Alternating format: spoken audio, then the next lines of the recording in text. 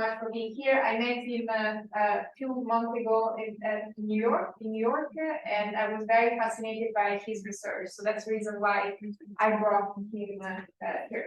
So I leave the floor to you, and today you are going to talk about your dissertation, aspects of your dissertation that hopefully will become a book, and the title is Toward Mass Progress, Emulation and Innovation in a Chinese Radio Factory. Thank you so much, Chris. So thank you so much, everyone, for coming, and thank you as well for the generous introduction. So we had some technical difficulties, but as I will show you very soon, technical difficulties all the time, even in the state-of-art manufacturing facility, a vast radio factory in Beijing. So it's something that very very common to this something that we will all experience at some time. So without further ado, I'll first start by talking about a tournament, something that you don't usually expect in a radio factory. So the tournament between workers was held on May 25th, 1964, on assembly line in Beijing Radio United Factory, or BRUF, for the production of electronic parts. The factory director, workshop directors, secretaries, and engineers were all present. Wang Huilan secured the first place for all-around competition, assembling a duplex capacitor in only 18 minutes. In the two-liter competition, Liu Yuxia operated 132 times 0 and made only 3 mistakes. After the tournament, the workers all agreed that as long as you practice hard and have a calm mind and steady hands, you can get good results. So the tournament happened at a key turning point for the electronics industry in Beijing. The 1950s witnessed the transformation from vacuum tube radio to semiconductor radio. The semiconductor radio is much smaller, more durable, and more energy efficient than the vacuum tube radio. And the semiconductor has replaced the vacuum tube as the dominant radio technology by the late 1950s. Japanese corporations such as Sony and Sanyo led the technical innovation in semiconductors and sold tens of millions of radios in the world.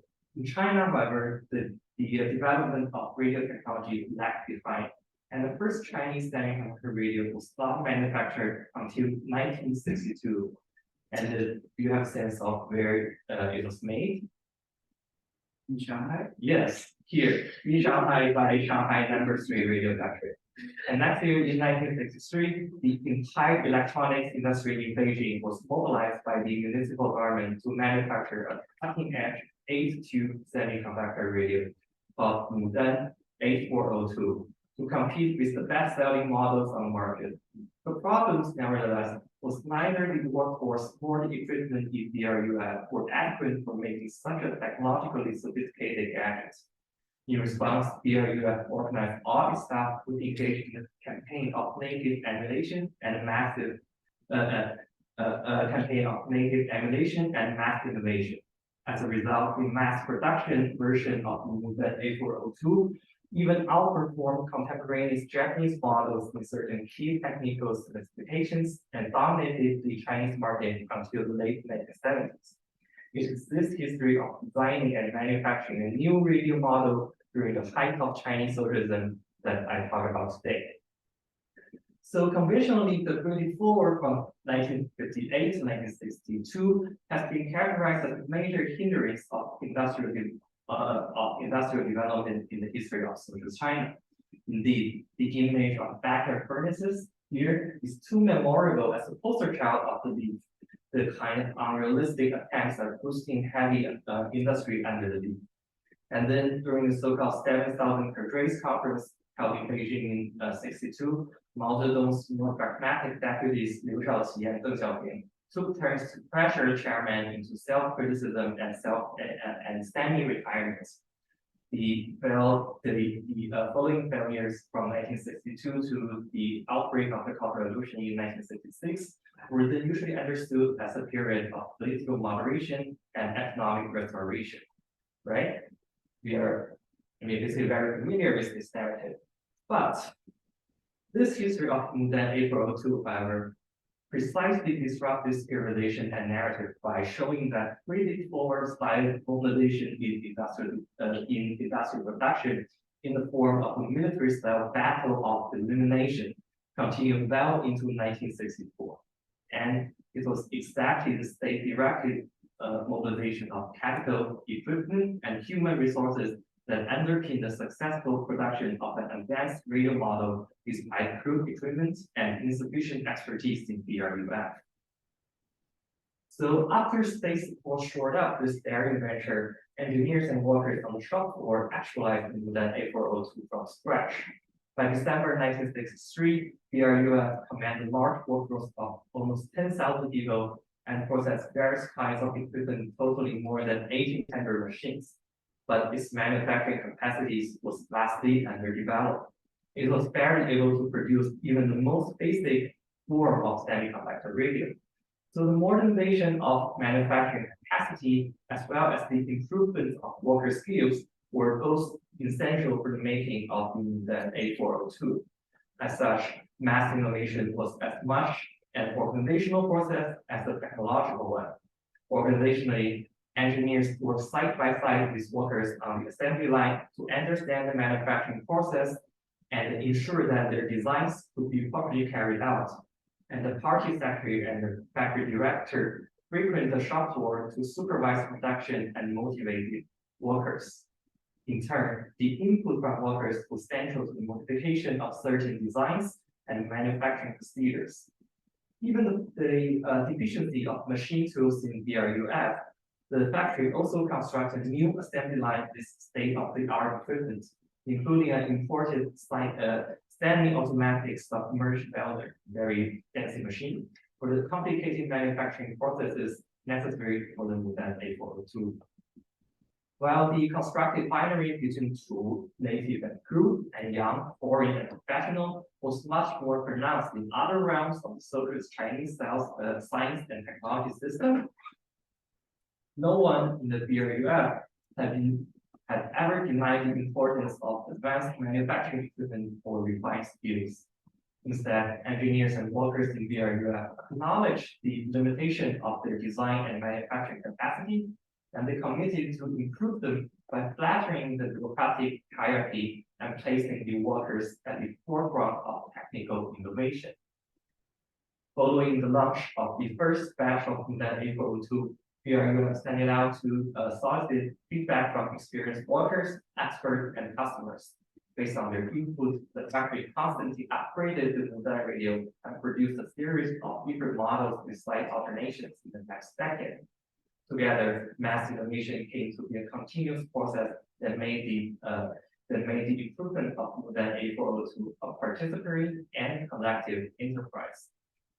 If how to make the Mudan A402 had been hinged on state-led campaigns and mass support, what was to be made as the excessively foreign origin? So in this talk, I will show that native emulation of foreign technology was unexpectedly prevalent in the early 1960s, an era that is usually characterized itself in both isolation and emphasis on tool technology like the backyard furnace. So recent scholarship has documented how Chinese politicians, engineers, and technicians imported, operated, and transformed foreign sciences and technologies in the late Qing and the Republican period, when the nation was politically fragmented and lacked scientific and technological capacity.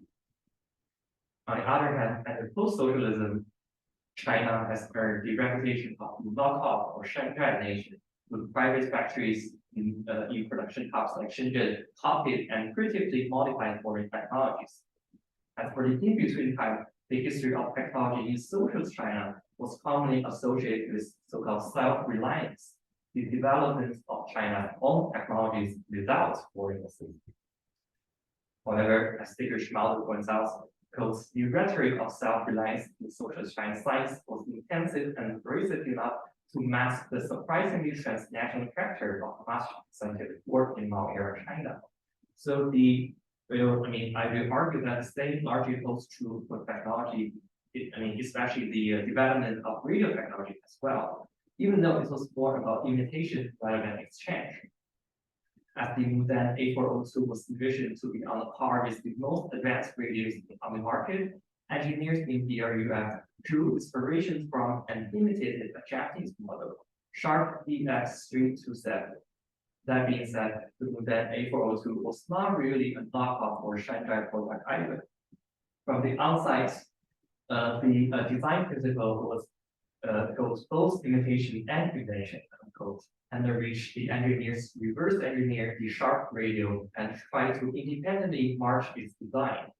Unlike in the representative 34 slogan of surpassing Britain and catching up with America in steel production that ended up with a spectacular failure, BRUF managed to draw level with the latest radio technology from Japan. Even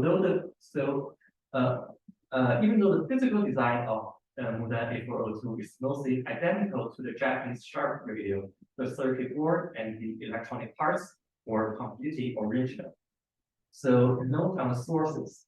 I rely on previously untapped archival materials of BRUF found in the Beijing Municipal Archives. So this collection is very rare because many archives of the Chinese state-owned factory had been lost or sold as waste paper when their factories went bankrupt in the late 90s or 2000s.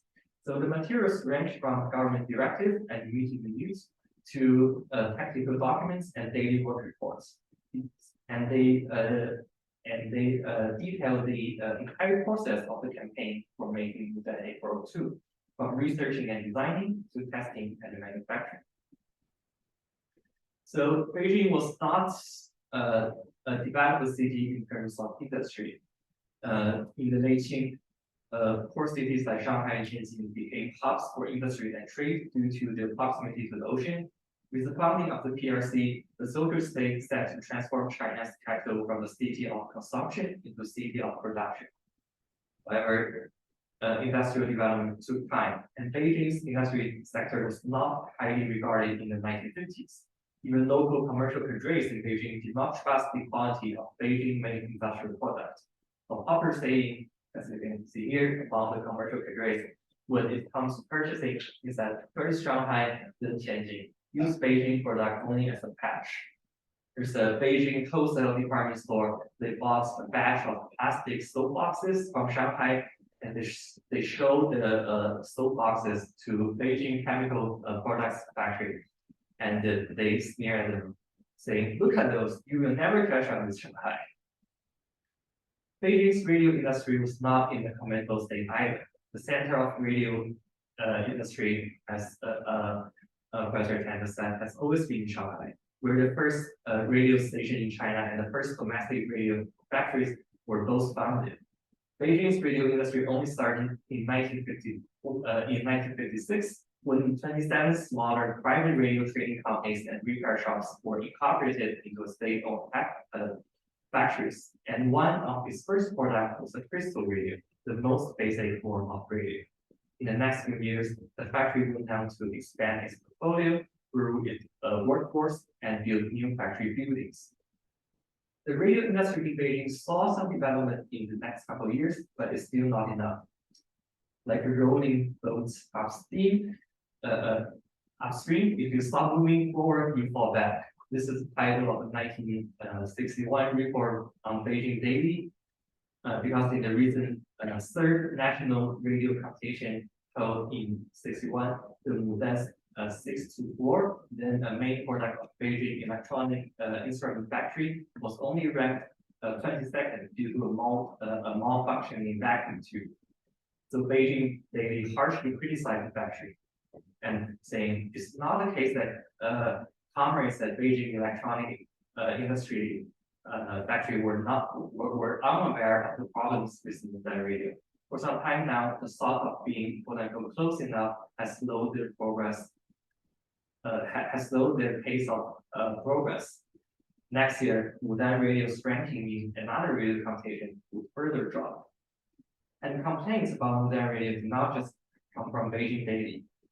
Cadres in the trade department request to return Mudan Radio for their poor quality.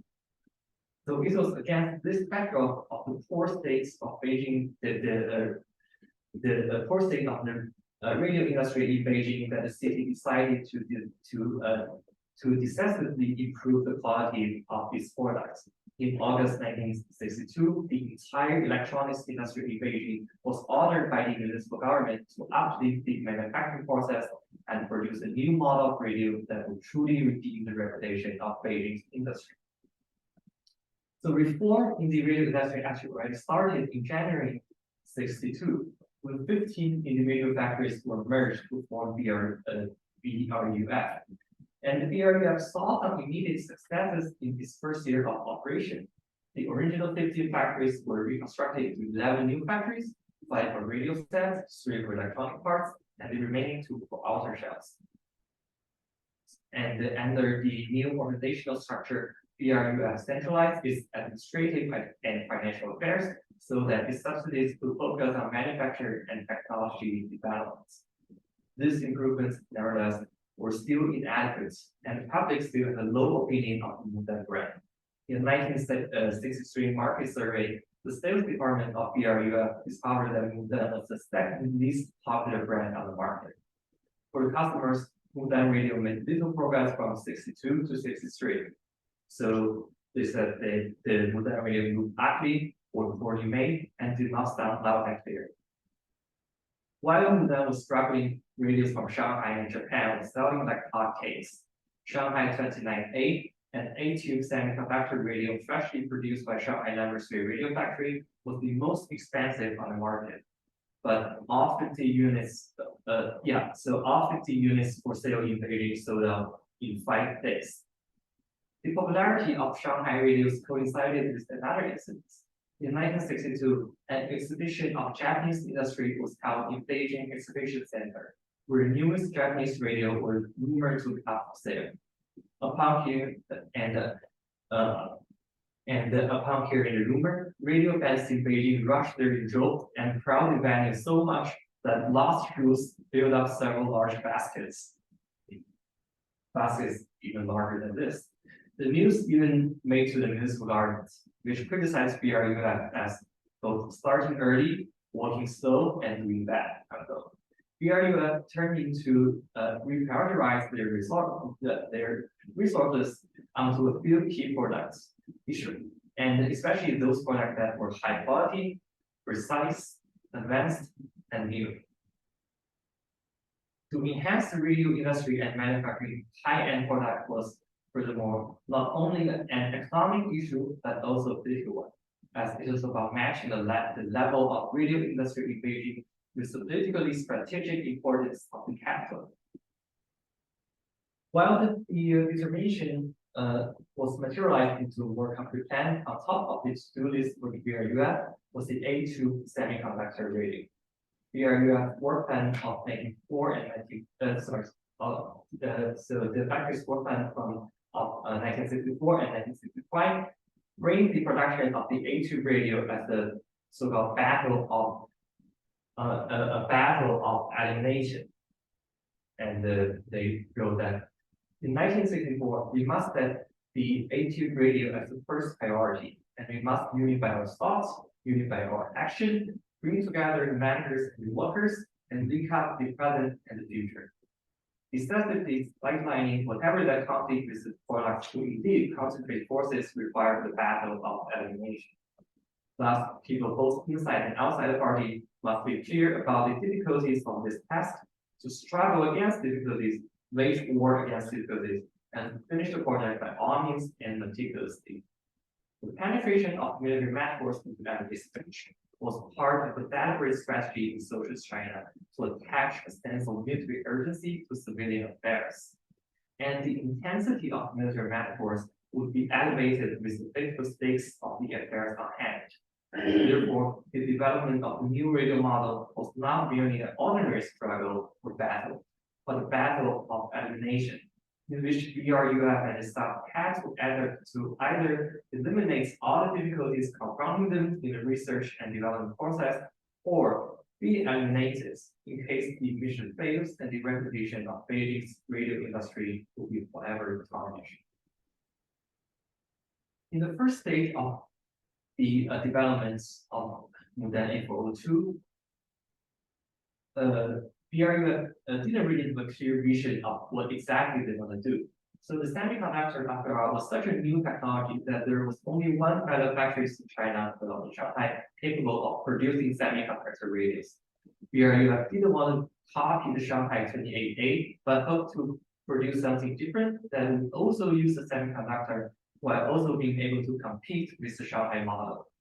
In doing so, the engineers opted for the emulation of a foreign semiconductor radio model without giving up the prospect of operating the foreign technology and converting it into a completely domestic product with all parts made in Beijing.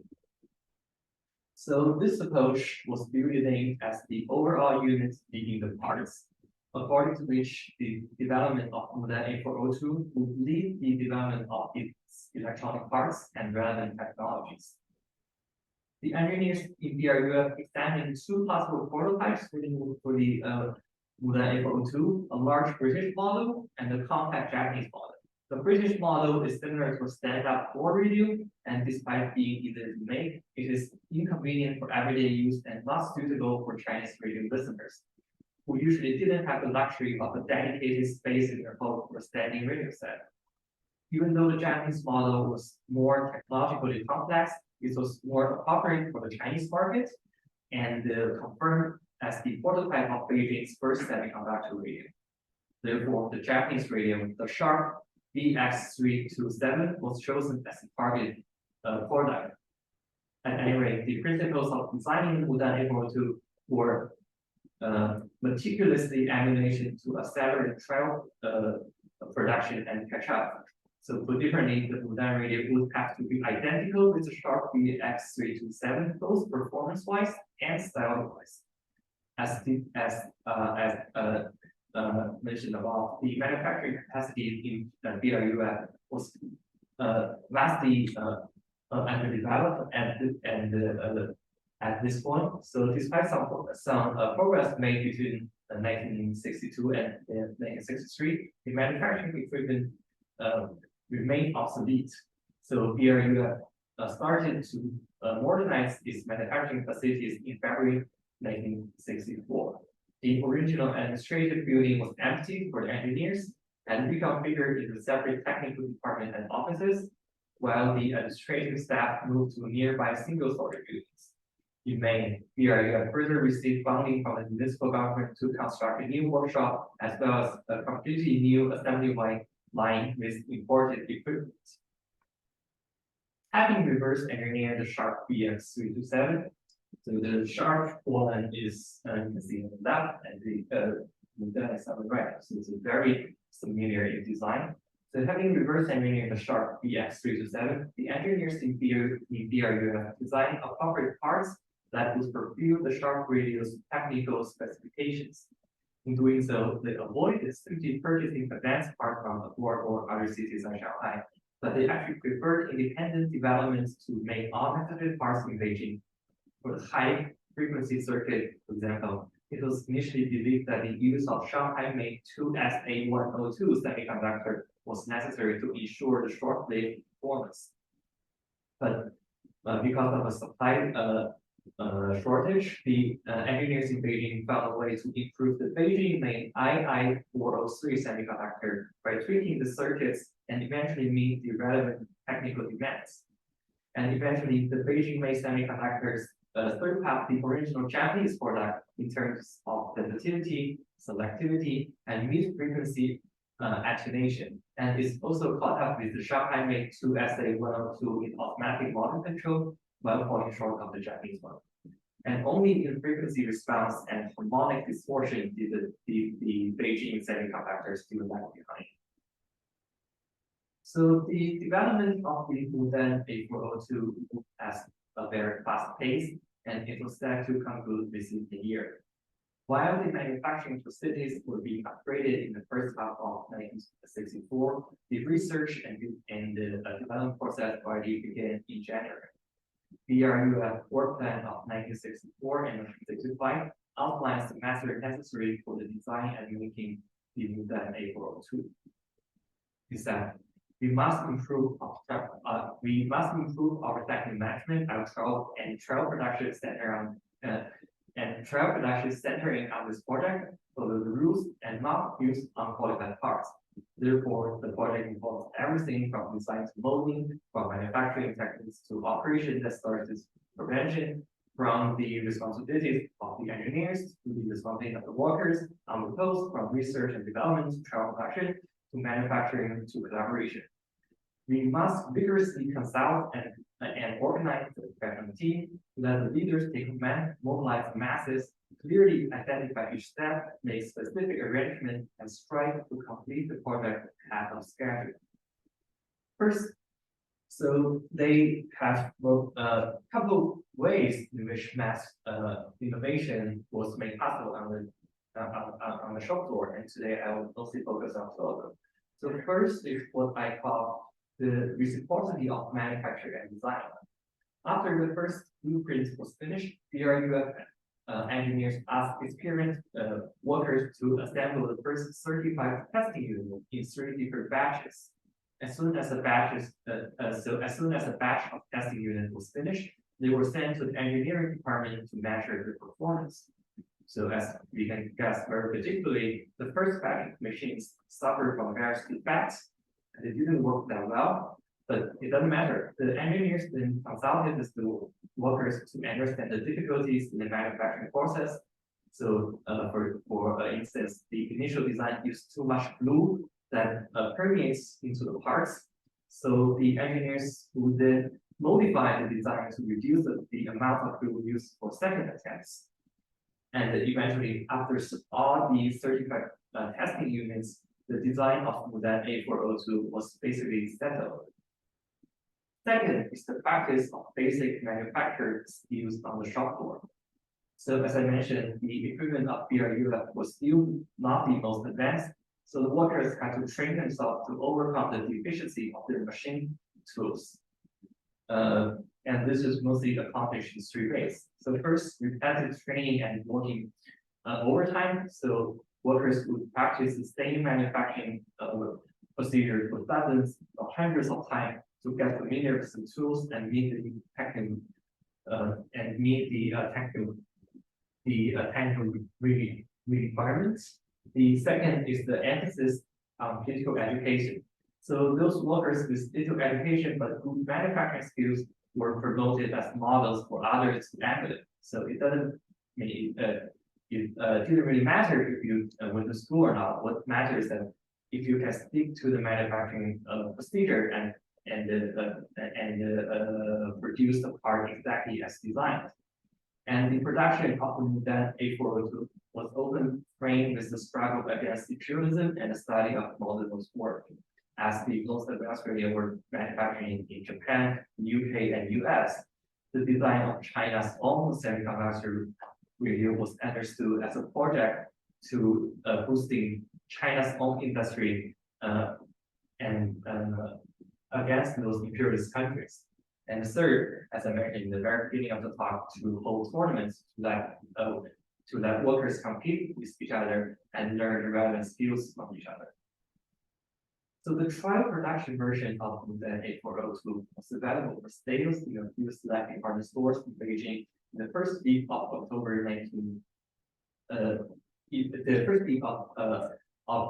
1964, China's National Day. At Wangfujing department store, the largest department store in Beijing, all 625 units were sold out in the first 20 days, and 150 yuan each, accounting to 50%. So they accounted for 50% of the total sales. So even though the price was not cheap, in 150 yuan was a huge sum of money for most Chinese people, the radio still sold very fast. People were amazed by the progress of Beijing's radio industry. Many customers asked about the place of origin of the Mudan A402, and they were actually very surprised to learn that it was a domestic product. Some further wondered if all the parts were made in China, and they were delighted to receive a positive response. A student carefully compared and imported Japanese radio with the Mudan A402, and concluding that the Japanese model is better at sound and sensitivity, but the Mudan radio is not bad at all. To last figure, customers could not find any differences between the Mudan A402 and their Japanese radio. A European guest and African diplomats both praised the Mundane 842 as very good. The first batch of listeners provided constructive criticism for BRUF to further improve the Mundane 842. Those complaints centered around the radio's performance in tuning and reception, which turned out to be the most common problem, while a few others found flaws with its packaging and user rating. Some people were suspicious of its building quality and believed that an upgraded model would be released in the future. However, the trial production units of Mundane 842 were actually well built, with a failure rate of only about 5%.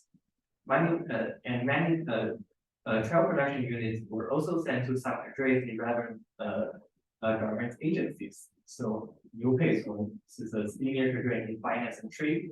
He received a trial production a version of the Mundane 842 from the factory before it was officially launched.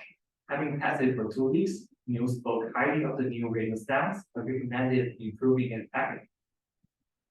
So based on feedback from both customers in Beijing's department stores and internal testers like Liu, BRUF would further modify and upgrade the Mundane 842. In 1966, BRUF planned to improve so the factory planned to improve its durability and reduce the cost of production. As you can see here, that in total of at least 14 different versions of Mundane 842 have been produced from 1964 to the late 1970s. And to the right, the 3 most common versions according to a collector of Chinese radios. So in this slide, the developments and improvement of Mundane 842 were a participatory and continuous process in which BRUF kept fine-tuning the radio set based on popular feedback and inputs. So what can we learn from the making of an advanced radio set during the height of Chinese socialism? I will quote from the chairman Mao, right? So in 1964, Mao Zedong further affirmed the importance of manager-worker cooperation. He said, if the managers do not learn 1 to several facts from their teachers, by which means workers, they will be in active class struggle with the working class for all their lives and eventually be overthrown by the working class as bourgeoisie. So when we argue that this assertion was more or less a presage to the looming Cultural Revolution, which would happen 2 years later, but in another sense, I propose that it could also be read as a belated recognition of BRUF's attempts at reforming manufacturing practice and factory organization. And those attempts actually stem from great force-level mobilization of politics, and they echoed Mao's own appropriation of the masses and his critique of the elite. That being said, Mao Zedong's acknowledgement of the working class would be rapidly discarded after his death. In the late 1970s and the 1980s, the official discourse of the post-socialist state advocated economic reform by underscoring to quote a chief propagandist of the post-socialist government, Wu Qiaomu, that the inefficiency of production and chaos in labor management in state firms, and Wu also talked about that factory workers were shrinking and stacking on shop floor because of the lack of material incentives. Within the radio industry itself, mobilization campaigns that incorporate technological breakthroughs such as the 842 was no longer seen, but replaced by the purchase of foreign advanced technologies. In 1983, BRUF signed an agreement with the Dutch electronics giant Philips to open a joint venture company, China Yingchuan Radio Company. The text of the agreement gets straight to the point by stating that compared to foreign companies, BRUF had relatively outdated management style, equipment that remains obsolete, and considerable technology gaps. In contrast, the Dutch company Philips is praised to be a renowned multinational company with strong research and technological capacity that continues to deliver internationally advanced research results. So under this agreement, all blueprints as well as certain key electronic parts will be imported and the Chinese side would only provide labor and other general parts. Moreover, while the 210 workers from China would each earn an salary of 2,001 and 160 yuan every year, the Chinese manager would make 30,000 yuan, and the Dutch manager would take home a staggering 100,000 yuan. And this is not a small number even by today's standard. So in Yingchuan, the Sino-Dutch joint venture company, the workers were no longer envisioned to be active participants of technical innovation, but rather passive recipients of advanced foreign technologies and equipment. It was further decided that it is impossible for BRUF to independently catch up with foreign radio models, but it would be better to import the design from the Netherlands. To abandon independent research and development in favor of imports was a common path that most of the industrial sector, either state-run or private, adopted in post-socialist China, when the pursuit of profits trumps any other concerns. Hereafter, here you have, just as many other state-run enterprises in China, struggled to remain afloat against private factories or foreign companies. Between 1993 and 2006, Chinese state-owned factories and urban collectives lost more than 60 million jobs. As the workers, a central component of the masses, were abandoned by the post-socialist states, any hope of mass innovation in the state-owned factory was correspondingly lost. So thank you for listening. This is very new work. I'm still thinking through some of the issues on the theoretical frameworks that I with which I trying to understand the issues at hand. So I appreciate any comments and feedback. Thank you.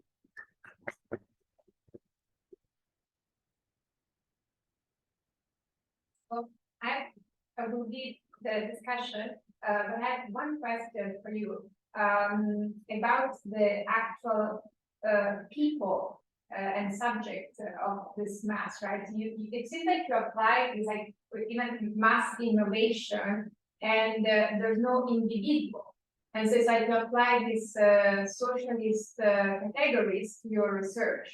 But I wonder whether individuals had a role in innovation, in mass innovation. Like how do you define mass innovation? Who is the mass? Who are the people, individuals, and also the relationship between the state, the party, and the state-owned enterprise. Because, for instance, today is not that clear that the relationship is top-down, right? There is much more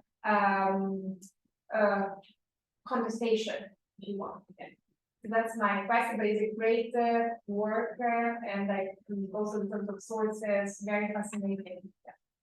So, I mean, I probably should have included a kind of an overview of my dissertation, because my dissertation as a whole really trying to offer a new understanding of Chinese socialism as a mass technological project. So we also talk about the masses, right? It's the political and the social category. So there are the masses, there are the bourgeoisie, there are the reactionaries.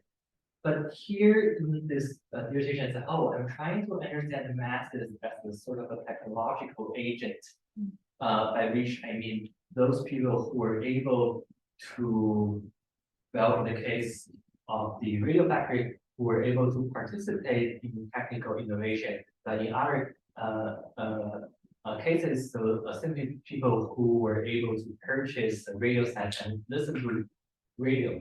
So the masses as a technological category, I mean, they definitely somehow overlap with the political and social masses, but there are also differences.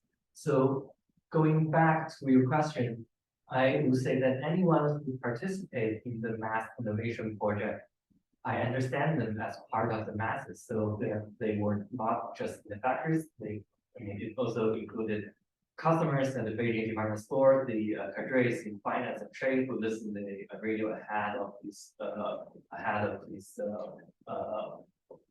official release. But so I don't really think individuals were meeting here. I mean, I did not quote a lot of examples, but there in that guy Liu Peitong when he was not an expert in radio, but he also provided valuable feedback for BRUF. But also in other cases, there are many engineers and workers. I mean, I don't have their names in the primary sources. So like a welding worker. So he or she who said this specific manufacturing process or the specific design of the radio didn't really make sense because it's very hard for us welders to put together these two parts in a certain way. And the engineers will listen to him over and then go back to modify their design to make it easier to make the radio easier to manufacture. So individuals were definitely present a lot here in the story. And but it is precisely a socialist project, unless and there are a couple of projects with people like Elon Musk who took other people's credit for. He hired a bunch of engineers and experts, and Musk, claimed him to be like the inventor of Tesla or a SpaceX. But the individual was not that visible here in Mosaic 2, because when the ultimate, in the final product was made, their names were rendered more or less invisible under the collective identity of the masses.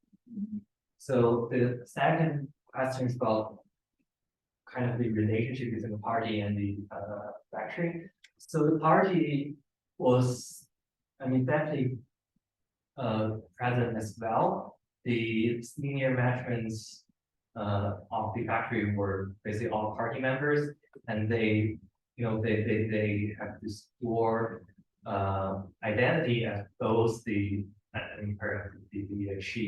chief party secretary and of the factory, as well as the factory director. So it's not like in modern day in cases like Huawei, it was accused by Western countries as being controlled by the party, but this was a more organic and more integral control, as the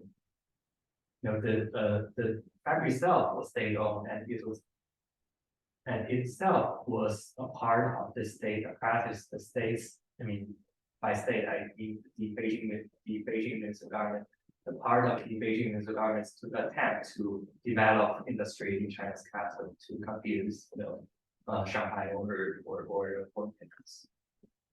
Thank you. We did have other questions, but Professor Sten.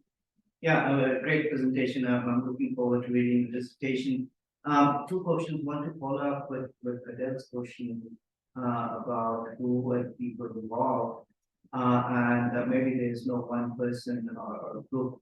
But what was the discourse on innovation and technology taking place during this very important period? Was there some kind of intellectual discussions happening among intellectuals, not perhaps just the factory workers? Because this is quite an important period, 58 to 64. There's also a nuclear test that is going to take place in 1964. The Soviet Union has left in 58 to 59.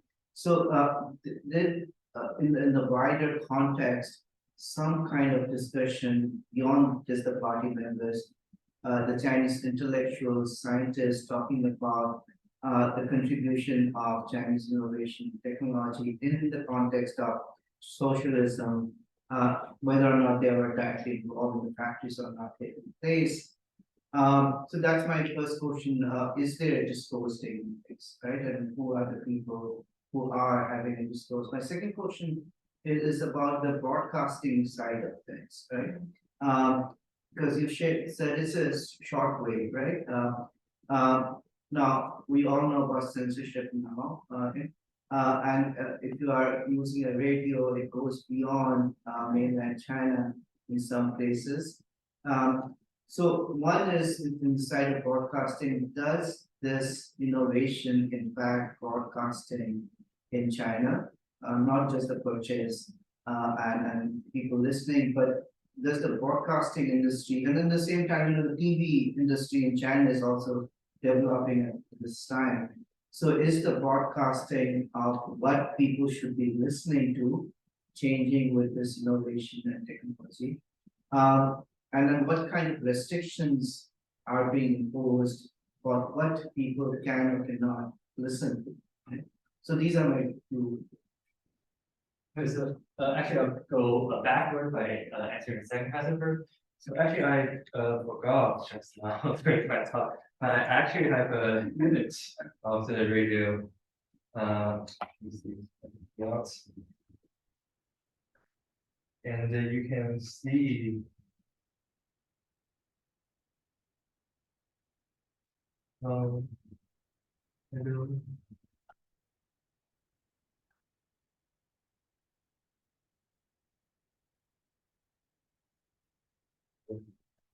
You open this up.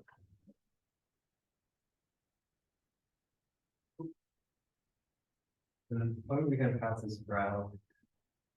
And as you were, Can I take a picture? yeah, please.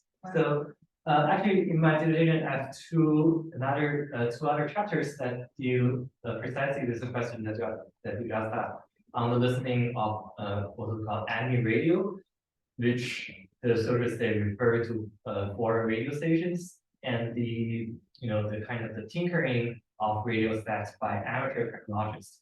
So yeah, a lot of radio fans, so having bought those those ready-made radios such as the Z802, they will go home and modify their radio to like probably amplify its reception, or increase the volume and use that to listen to foreign radio stations. So if you look at that radio, right? Yeah. So if you look at that really closely, so you can see that on the back there are a little bit of like rubber bands. So that's definitely not part of the original design. So that's exact units that you see in a moment has actually been modified. I mean, not necessarily modified in order to listen to foreign radio stations. I mean, it's more likely that this one, just like broke at some point, and the previous owner just fixed it. But it's really was indicative of the kind of amateur. I got the amateur innovation and the amateur knowledge on radio that I will explore in other chapters. And like of course, the boundary between the political, the expert and the amateurs can be porous, right? So many people they study radio technology in their part-time, and they probably work in a radio factory, or some other relevant factories. So yeah, in my dissertation, I'm trying to tell the whole story, the whole social life of radio you make from the factory to the department stores. I have another chapter of source from the factory to the source to the individual users, and how those users mobilize their technologies to bypass the state's information control. So back to the first question, the intellectual discourse on innovation and emulation. So yeah, not so in the realm of intellectual discourse, there was definitely this whole critique against the so-called individualism, right? So-called pluralism. So in which or the line of the white expert, the so in which people intellectuals they were actually condemned for being only interested in their own research and expertise, and not interested in studying politics and those political movements. But here in the case of this BRUF, I didn't really see from my sources any mentions of the kind of attack against individualism, because as I just said, the making of was then able to was both understood and practiced as a collective effort. So people, I mean, either engineers or workers, they were not taking credits like, okay, I personally overcame this technical difficulty yesterday, and I demanded my name to be, recorded somewhere. But the factory as a whole, they made the making of radio possible. So in that process, it's not really a sort of a struggle between the collective and the individual, but it's more about the a kind of a collective push toward progress that's in some ways, I mean, even erase the contribution by many individuals. Yeah. So I think Thompson actually asked part of my question. I was curious on the types of messages that were coming out through the radio. Because of the tumultuous time this came out, I'm curious what kind of messaging that was used. Was it government specifically using it? And also your sources, you said most of the sources were destroyed. So could you elaborate on the kind of sources you relied on? Right. No. So when I say most sources were destroyed, I'm talking about like in general the sources produced by Chinese state-owned factories. A lot of them, I mean, they were lost or destroyed in the 90s and the 2000s. But in this, in my clear case, because BRUF was owned by the Beijing municipal government, and I mean, all their sources were very well preserved in the Beijing municipal archives. So it's a very lucky case. If you want to study a more like minor, smaller, actually in smaller cities, you might not be so lucky. So in terms of what messages came out of radios,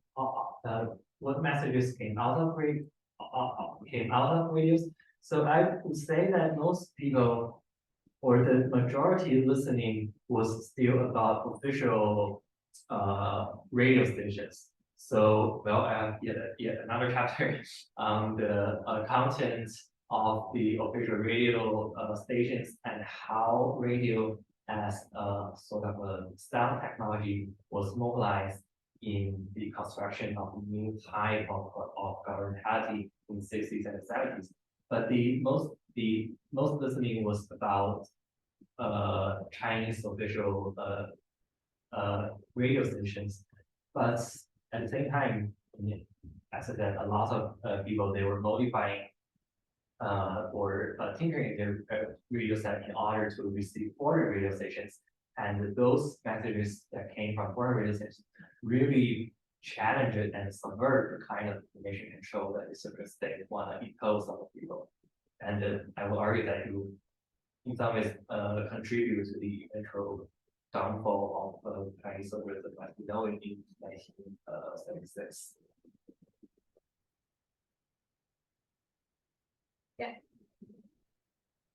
Thank you so much for this wonderful talk, because I also work out in such a very sound culture, but I focus more on kind of listening parts on how listening to receive that kind of message. Maybe I can also introduce yourself. And I think when you ask questions, also introduce ourselves so that we know, okay. Sorry for the interruption. Yeah. So I'm Tom and I'm from the Chinese studies. So I work mostly on sound culture in the Soviet period, and primarily I work more on the kind of cultural techniques of listening and also kind of sensorial and kind of listening to topic. So I do have also I'm fascinated by this one talk, and I do have one maybe more kind of empirical kind of question, because you mentioned kind of the patriot collective information that was happening during the process of the production and manufacturing of the radio set.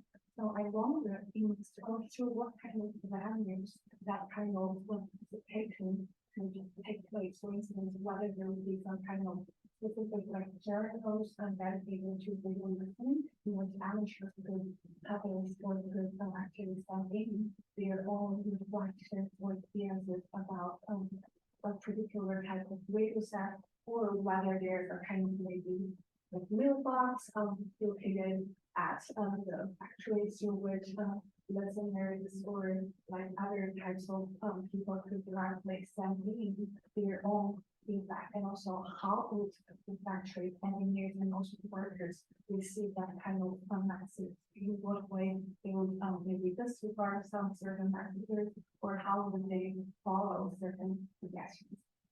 So, thank you for the question. So actually,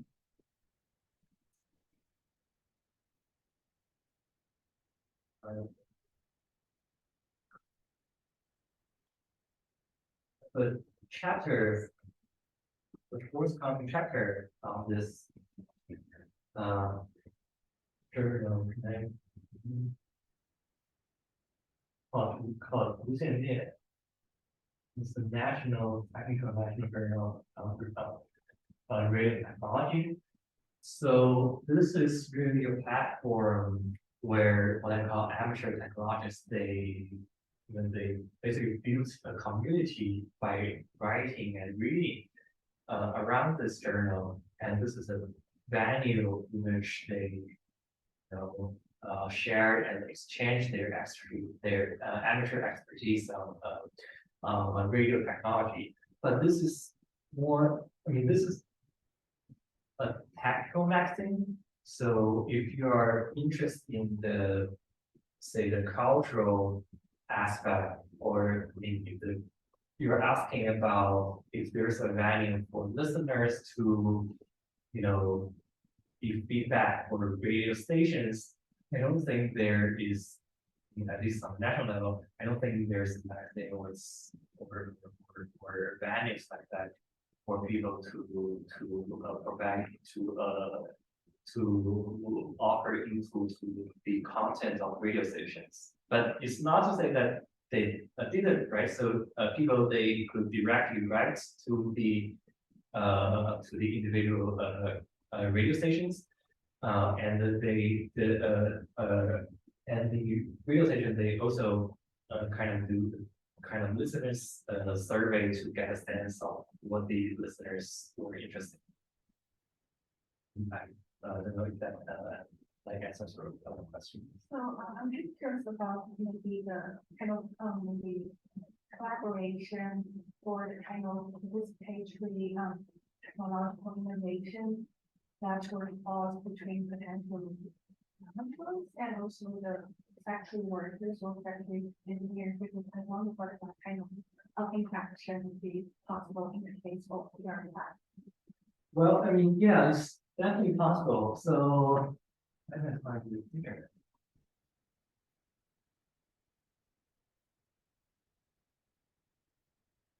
So on the journal, you see like articles like this. Basically translated garden for starter amateurs. So they carry a lot of articles like this, written by either experts or technicians and engineers in radio factories to teach amateur technologists some of the relevant technologies and the expertise and knowledge in radio technology. And also, well, I should have included this picture, right? So this is April 2. So as soon as the new radio model was released to the market, the magazine Yingchuan, it would usually come with a corresponding article that explain kind of how the newest model of radio works. And you can see here, you can see the blueprint, right? The circuit board of the April 2 being illustrated here. So even though this might be, a bit too professional for amateurs, it's still nice. So who published it and who read it? Because this is part of the discourse on innovation and technology, because it's images, right? And something is happening, maybe there's no discourse, but this itself is spreading the technology, right? Right, yeah. So it's published by people's post and communication press 有点出版社。So part of the art, I argue the social states to the social states attempts at popularizing radio technology and the expertise.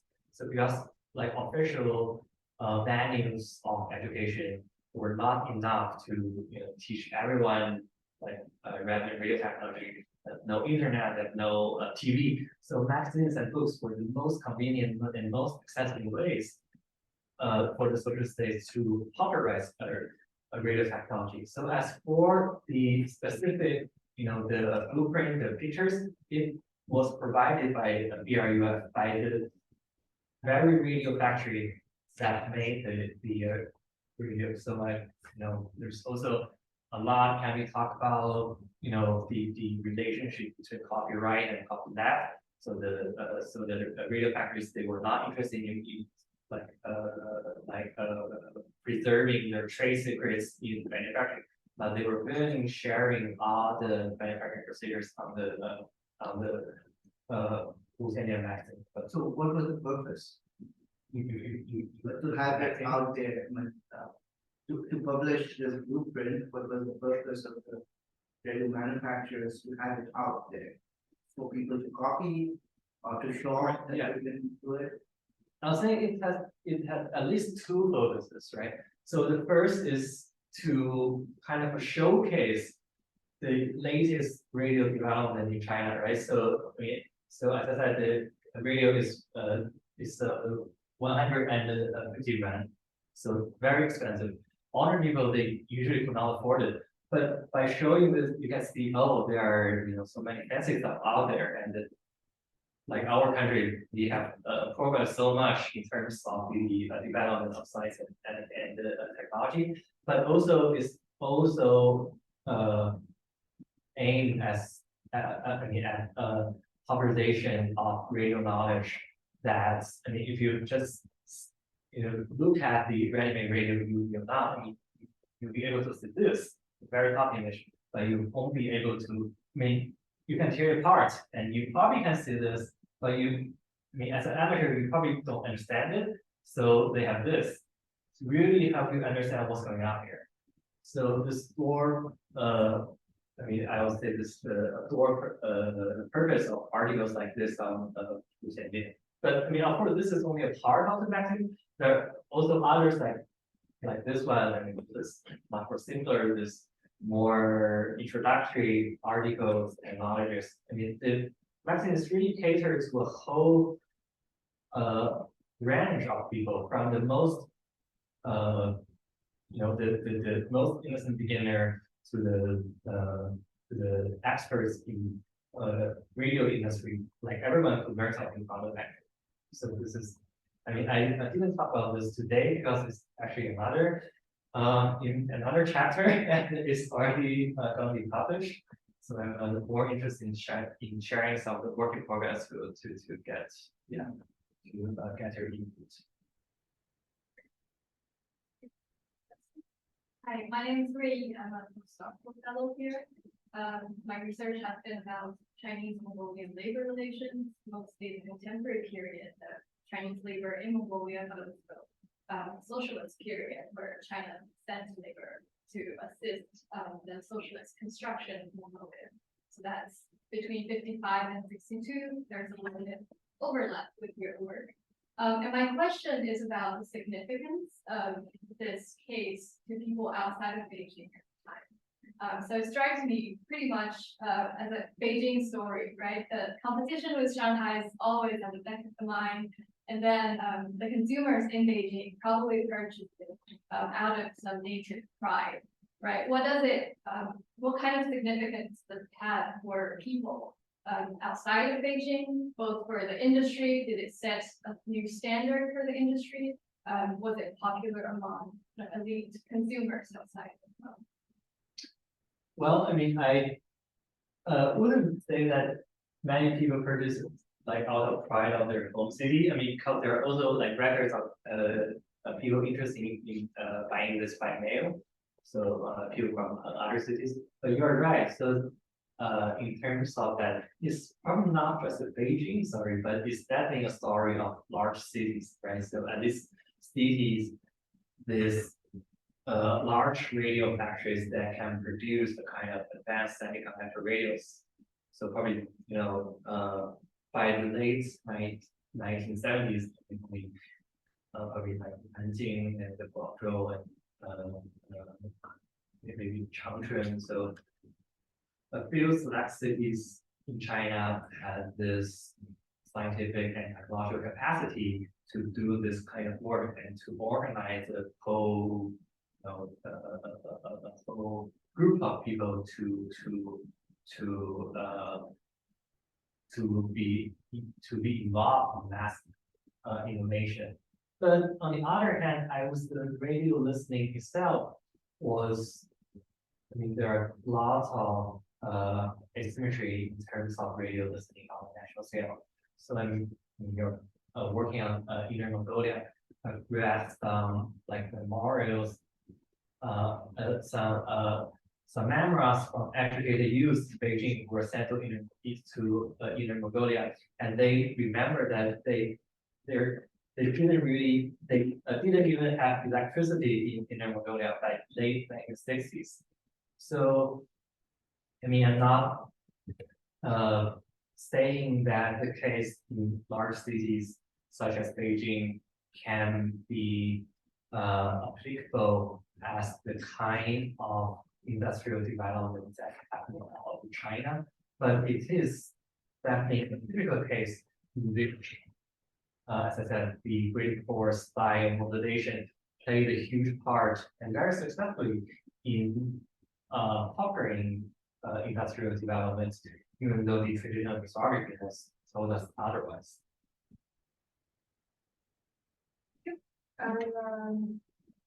Yeah, well, I think many of my questions have been answered, but I was listening to your talk, but I felt like there was this paradox between like mass production and kind of a debate between me because I'm sure you're familiar with Chinese work on the malfunctioning machinery, which is also on the shop floor and the sort of reproductive of in the cotton mills. And I was trying to picture what the image would be like for the scientists that were inventing videos. And I felt like they were definitely using Beijing or Shanghai that were different from the workers in cotton mill that were like sort of that kind of technology. So that wasn't appropriate to call it mass production. So that's kind of my concern here. But then I was also thinking that kind of similar to the question that was asked before, that it was more of a Beijing Shanghai focus story rather than it was more sort of universalized in like the areas of China. So I was thinking that so I was kind of surprised at the sort of how like you were trying to break through the scientific arguments, but then like how much effect that it can actually give us in those sort of scientific invention system. So that was kind of my question for like just wondering. Yeah, I mean, I definitely want to engage Yuan's work. So I think the people that she studied in her work were more passive in terms of, they were cotton mill workers, and they, Yuan is an assistant professor of history at Concordia University in Montreal. So her work is about the Chinese modification of cotton mills in the early Republican period. Right? So the argument basically goes like the Chinese workers, I mean, the cotton mill machine, they were imported from the US, but they were not really, but if you put like China made cotton in those US made machines, they didn't really work out that well. So the Chinese cotton mill workers would adapt and sort of modify the machines to make it work better with Chinese cotton. So I'll say it's more passive process in which, Chinese workers had to, cooperate and change US technologies. Otherwise, the factory would be, the production would come to a halt. While in the Chinese case, it's more active, order from the municipal government, be like, okay, you have to you have to produce an advanced radio model that's on the par with Japanese and the Chinese products. So in this sense, I wouldn't say that the workers and engineers in PRUF were more elite than cotton mill workers. I mean, in cotton mills, it's also, kind of a shared enterprise by the more experienced technicians. Some of the technicians even studied board and the ordinary workers. In my case as well, I mean, there are some of the engineers they went to college probably before 1949, but there are also some workers who were like borderline illiterate, but they could still contribute a lot to the manufacturing process. I mean, because based on their first-hand experience, they know what went wrong or what would go wrong if the parts were designed in a certain way. It would be very hard for them to make. So I don't want to frame this as a elite versus commoners contrast, but it's also, I mean, it's definitely different context in which mass participation were both crucial, but for what ends the purpose, the goal of mass participation and innovation were different. And also the kind of the ideological backdrop, right? So there in social journalism, so distinctly socialist, desire to get everyone involved. While I would say it's not the case in Republican period economies. Yeah. A separate question, but do you think that, so you were talking about ideology and like social change, so from a history of science perspective, there's the Soria's book, for example, on fascist science, where like there were like arguments about sort of different ideologies can lead to different developments in history of science, and do you think that your work kind of is in dialogue with this like recent trend of scholarship saying that socialist China can also produce its own science rather than the Western liberal? Well, I mean, of course, socialist China could produce its own science, right? I mean, like even North Korea could produce its nuclear bombs. But the question is that what's cost? So as a whole, I mean, my theory is certainly interested in putting myself in dialogue with this, say, alternative histories of technology. I mean, I'm not a department of science, I'm more a historian of technology. But it's definitely true that social China has its own distinctive genealogy, its own understanding of what technology is and who technology should be good for. But probably not. And that is not the first person who did this. Sigurd Schmelder, Jakob Appers, and some other people have all commented on this differences of science and technology, anti-socialism and anti-capitalism. But I think what I want to do is that in a way to show that, well, of course there are differences between social China and say like contemporaneous US or Japan, but there are also a lot of similarities, right? So emulation, I mean, China was definitely not the first or the only nation in the world to copy foreign technologies. So Japan in the 50s and the 60s, they copied a lot of Western technologies, and so in that period, so it's Japan that was known as the knockoff nation of China. So consider those differences in the development of history and technology, as well as similarities, is what I'm interested in. And in this regard, I think I'm doing something different from Schmaler or efforts work in terms of that I'm trying to more looking at the similarities, but also at the same time exposing that there are different ideological backdrops behind the similarities in practice.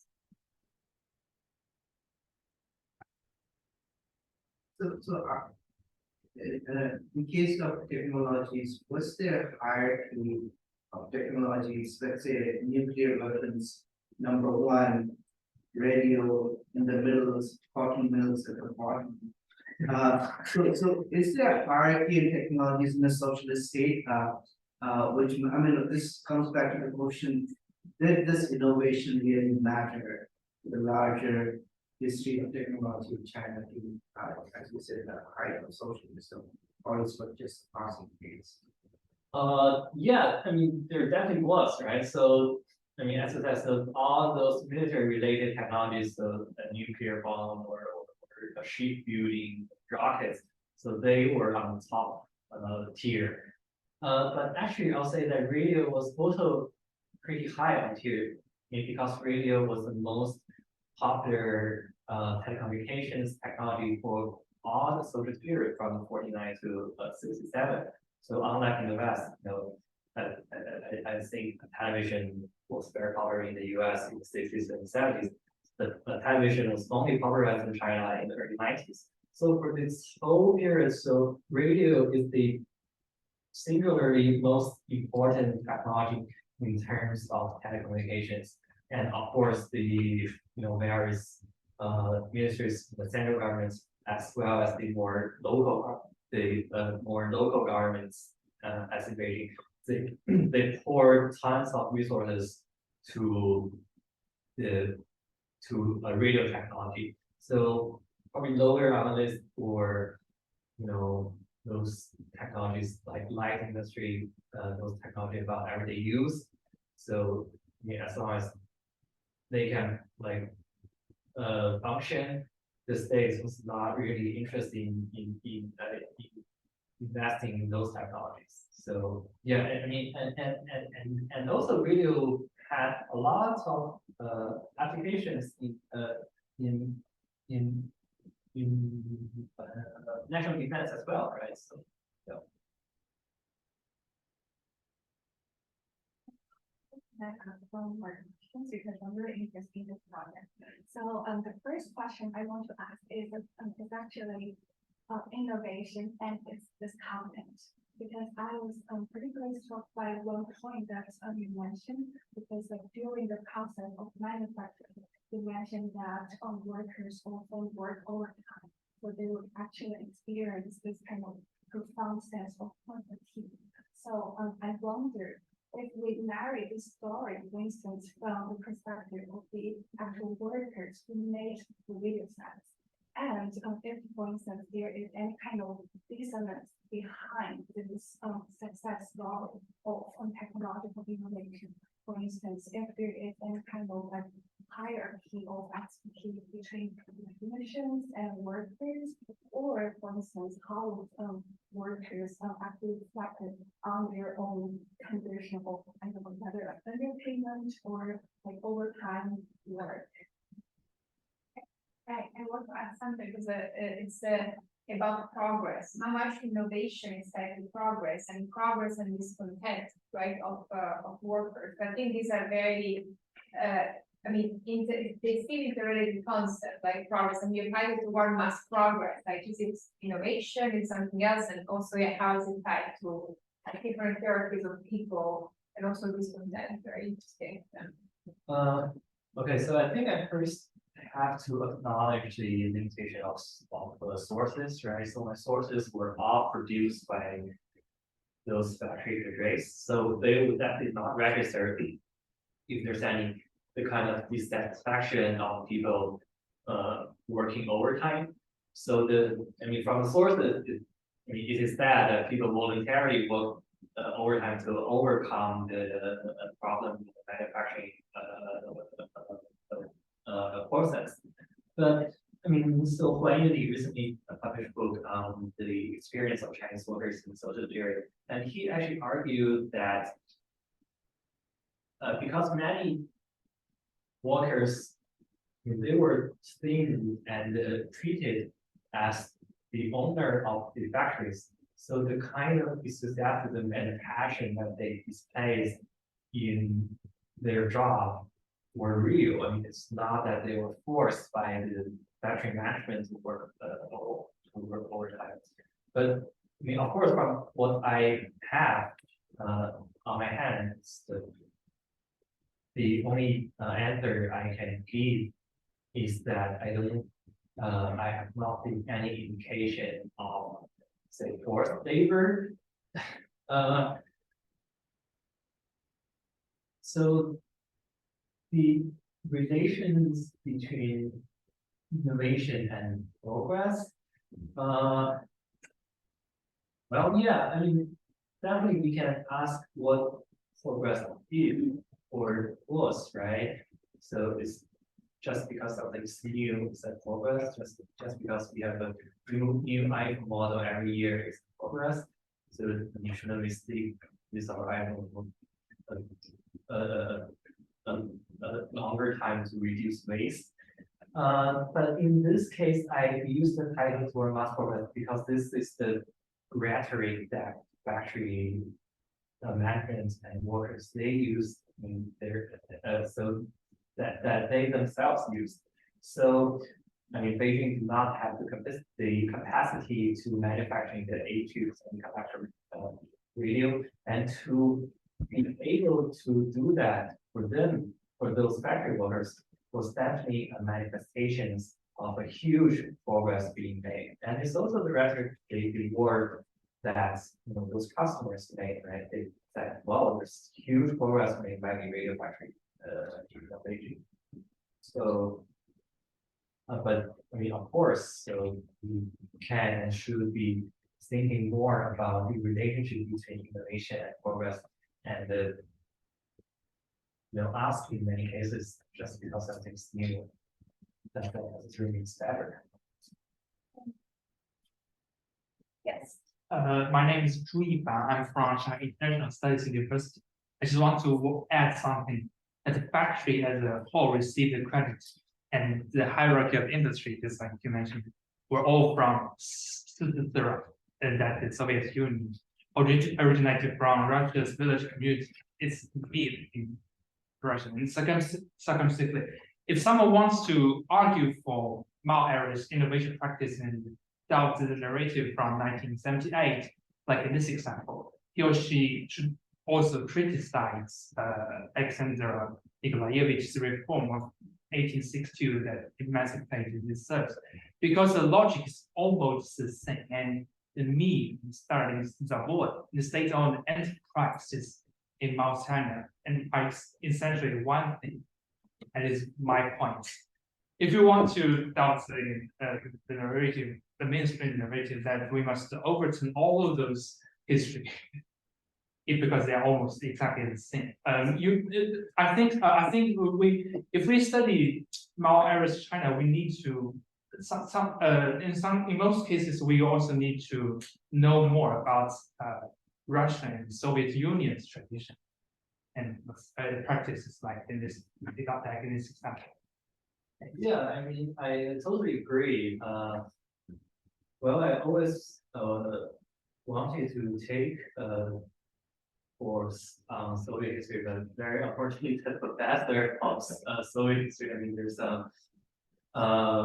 tenure issues that yeah. So when I was taking courses, so there was no one that taught who taught Soviet history. But anyway, yeah. So on the influence of Soviet Union, the influence of Soviet Union China, I'll say the influence was mostly in terms of the general structure of industry. Like in the early 50s, the Soviet advisor came to China and advised the Chinese leaders. So basically, what's the general structure that China's industry should take shape? but not necessarily at the micro level on the shop floor. I mean, at least from my sources, I mean, of course, this is in the 60s and naturally won't mention Soviet Union, but I don't think there's any connection on the shop floor that their practice of mass innovation sort of inherited or studied from the practice of the Soviet Union. So as for the larger sort of arc from the open spirit post to post-service sector. I mean, of course, China was not the only nation in the world that's cut the majority of its state-owned industry over state-owned sectors. Lots of Eastern European countries as well as Russia and other countries also experience the process. But what I'm trying to point out toward the end of my talk is that the practice of mass innovation was made possible by the presence of factory workers as a distinctive social group that enjoyed certain or they enjoy certain privilege, both physically and socially in the Soviet China that they no longer had in the post-Soviet period. I think there is a difference between the south and north of China. In the northeast, in the north, not China, there is some certain thing of heritage of micro level from Soviet Union. That is exactly what. Should I say this state-owned enterprise? The whole form and shape was from Russia, and we should know that before 1949. There is no such a thing like state-owned enterprise or state-owned factory in China. But we do have, but in that China we call Minbo, there were factories, like in Shanghai and some cities in North China. The whole system was from Soviet Union, and of course, I think I would deem that a culture that we that mass innovation and the whole factory. Receive the credits, not from individual, but from the whole group. And that I would give it as a culture, and it is a culture from Russia. It is a culture from maybe so shall I say the Asian 19th or 18th centuries Russia. I would say that, but we can keep our points. Thank you.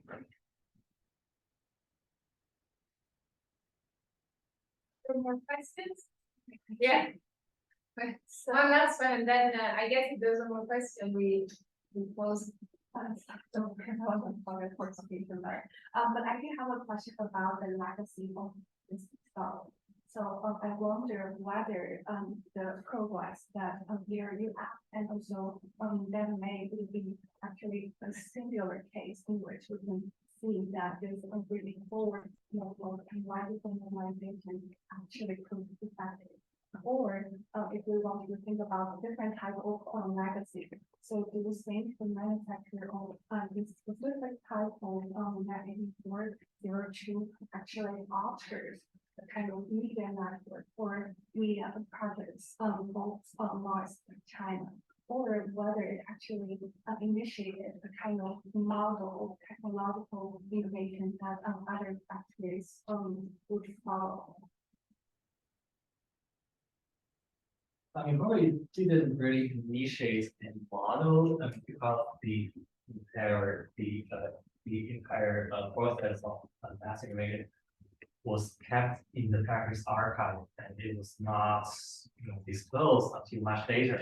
So, but there are definitely, so I mean, even in the process of making that April 2, BRU sent some of the engineers to the Shanghai radio factories to learn from their experience. So the sources didn't really speculate what exactly did they learn, but I would assume that those Beijing engineers also took on some of the manufacturing procedures and organizational structures from the Shanghai Radio Factory. So, I mean, it's always hard to, I mean, historically to make an argument to say that X influenced Y or X didn't influence Y. But what I'm trying to do here is to show this alternative path of industrial development that was actually much informed by grid force, by mobilization politics. I mean, I'm definitely not denying that the grid forward cost, I mean, a lot of damages and troubles for many industrial sectors, and then that to the grid panic from 59 to 61. But this is, you know, another way in which we can not only understand the grid forward mobilization politics, but understand what mobilization means and what mobilization could do in a socialist Chinese factory that, you know, is usually not seen or noticed in our current Israel. Great, so let's.